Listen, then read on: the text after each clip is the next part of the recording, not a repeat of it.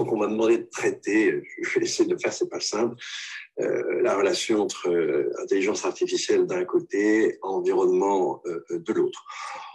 Surtout, ce que je vais essayer de faire, c'est vous montrer que tout ça est très sympathique, mais qu'il présente quand même des limites énormes et qu'une chose est possible et on va essayer de les mesurer, autre chose est la réalité ou, à l'inverse, les fantasmes. En fait, l'intelligence artificielle, c'est de l'algorithmique. Et il faut quand même se rappeler qu'on ne peut engendrer ni un théorème en mathématiques, ni une molécule vivante viable. Le mot viable est très important, c'est-à-dire qui parviennent à durer et à interagir au sein d'un écosystème avec les autres vivants. On ne sait pas. Et l'intelligence artificielle ne va rien échanger, l'algorithme n'a pas de contexte. Alors, très simplement, je vais m'inspirer là du livre que j'ai publié de mon ami et collègue Nicolas Boulot, mathématicien, qui s'appelle « Ce que nature sait ». Et je vais simplement rappeler avec lui un certain nombre d'ordres de grandeur. Si je prends simplement l'ADN humain, et si je reprends la métaphore bien connue en termes de mots et de lettres, c'est un mot écrit avec 3 milliards de lettres. Je ne sais pas si vous imaginez la combinatoire possible.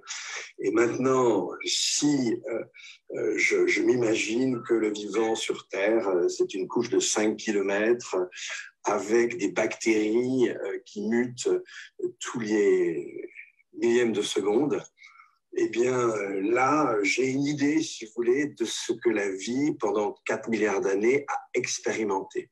Et maintenant, si je regarde l'ADN en général, les molécules d'ADN, eh bien le possible pour la nature, en fait, la nature elle-même, et avec ce que je viens de vous indiquer, en 3 à 4 milliards d'années, n'en a expérimenté qu'une infime partie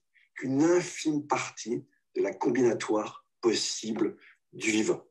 Et puis maintenant, même si je m'imagine, donc on a le possible gigantesque, c'est 10 puissance plusieurs dizaines de millions. Si j'imagine ça d'un côté, je vois déjà ce que la vie, en quelques milliards d'années, avec les conditions que je viens de vous indiquer, hein, une couche de 5 km, des bactéries qui mutent tous les millièmes de seconde, ce que nous, on pourrait faire, humains, durant une civilisation qui durait 100 000 ans, avec des laboratoires partout sur Terre, ça ne serait qu'une infime partie de ce que la nature a expérimenté.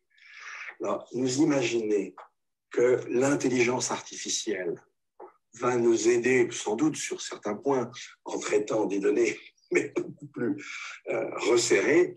Mais imaginez qu'à partir de là, on va résoudre nos problèmes, c'est même, je dirais, de l'ordre de la bêtise, tout simplement. Et je comprends, puisqu'on est en train de préparer un nouveau livre avec cet ami, je rappellerai simplement que l'arithmétique elle-même, et ça on l'a appris depuis les années 30 avec Göring, ensuite avec Gödel, excusez-moi, là-dessus c'est intéressant, d'ailleurs c'est à peu près la même époque, avec Gödel, ensuite avec Turing et Church, bon c'était sans doute un mot valise. Eh bien, si vous voulez, c'est que si on a le système complet de l'arithmétique, si on va au-delà de l'addition, de la soustraction, on a des axiomes qui nous donnent une définition des entiers qu'on ne peut pas améliorer, qui peut paraître parfaite. Et pourtant, à partir de ces axiomes, on peut engendrer, générer des énoncés bien formés dont on ne pourra jamais décider de la vérité ou de la fausseté. Ça veut donc dire qu'en fait, si parfaite qu'elle paraisse, notre définition des entiers ne l'est pas. Notre connaissance des entiers est limitée.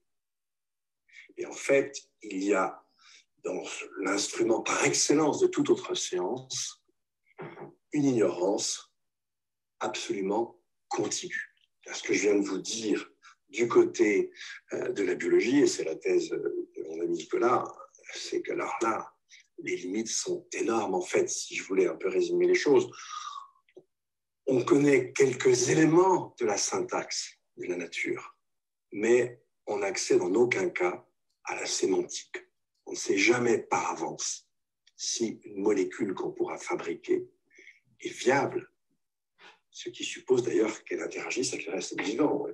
Telles espèces fournissent beaucoup plus d'œufs qu'ils n'en ont besoin pour leur reproduction, mais ces œufs, évidemment, ont un usage pour d'autres espèces au sein d'un écosystème. Ça, par définition, on ne peut pas le savoir.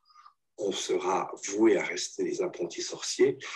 Et j'en viens à la conclusion de ce raisonnement en général, c'est qu'en fait, c'est ce qu'on constate aujourd'hui avec le délabrement de la vie d'un côté et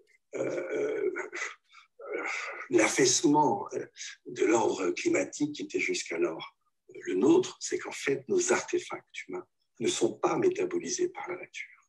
Et là, il y a une limite à la volonté de vouloir surmonter tous les dualismes à partir de la critique de l'Anthropocène. Ah non, il y a une forme de dualité, c'est-à-dire nous sommes des animaux bien particuliers qui engendront les artefacts dont la nature ne sait que faire et qui la perturbent puissamment.